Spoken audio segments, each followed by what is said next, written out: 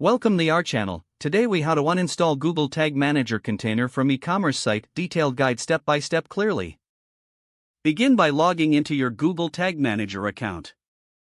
Select the appropriate container that you want to uninstall.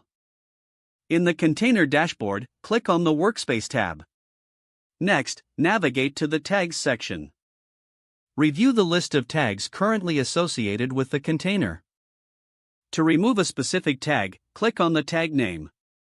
In the tag details, locate the delete option and click on it. After confirming the deletion, return to the tags section. If you have triggers associated with the tags, consider reviewing and deleting them as well. Next, go to the variables section in the left-hand menu.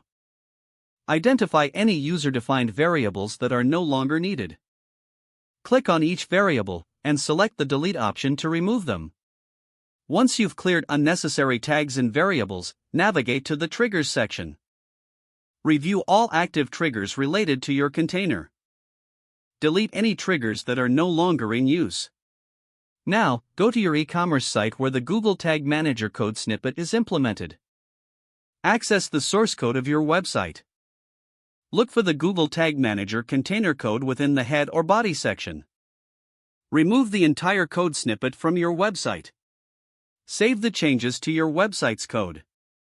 To ensure the uninstallation is complete, check your website with a Tag Assistant tool.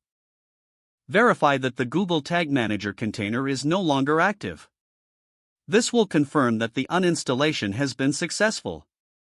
If the page does not load, refresh the browser or try again in a private or incognito window. Make sure you are using the correct email address, then retype it carefully to avoid small typos. If your password is not accepted, use the reset option and create a new strong password you can remember.